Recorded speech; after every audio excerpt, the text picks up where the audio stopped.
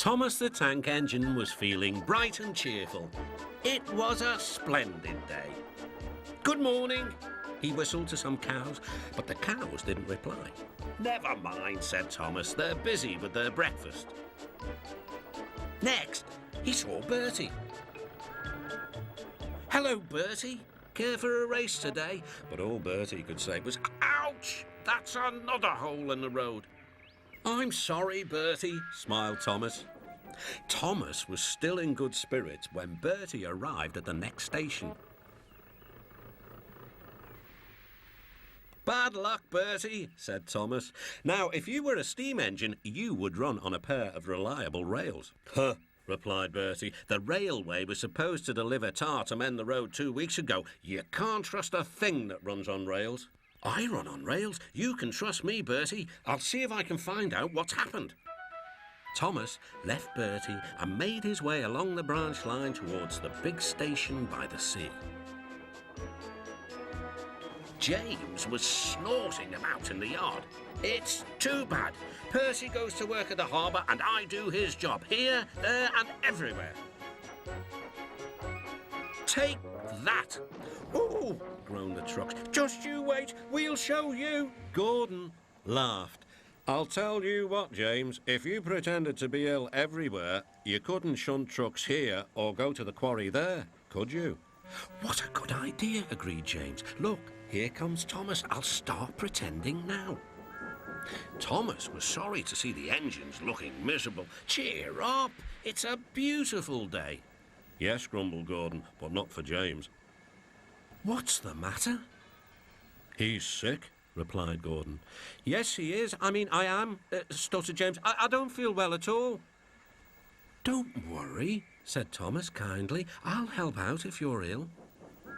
Gordon and James sniggered quietly to each other. Some of James's trucks were coupled behind Thomas, and he steamed away to the quarry. The trucks were still cross.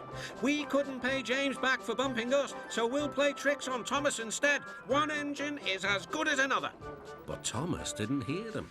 He collected all the stone from the quarry and then set off back to the junction.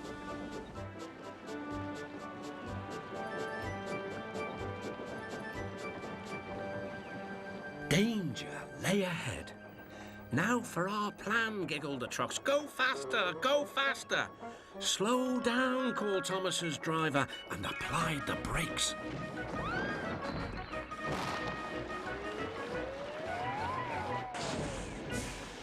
Poor Thomas stood dazed and surprised in a muddy pond as a toad eyed him suspiciously. "Bust my buffers," muttered Thomas.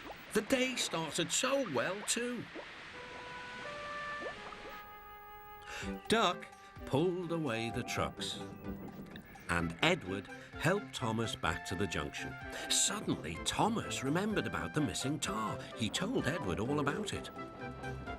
"That's strange," said Edward. "A truck full of tar has been left at my station. That must be it. Driver will make sure it gets to Bertie now." Later, James spoke to Thomas. "I'm sorry about your accident," he muttered. "And so is Gordon. We didn't mean to get you into trouble." "No, indeed," spluttered Gordon. "A mere misunderstanding, Thomas. All's well that ends well." Just then, Bertie arrived. He looked much more cheerful. "My road's being mended now." "Oh, I am glad," replied Thomas.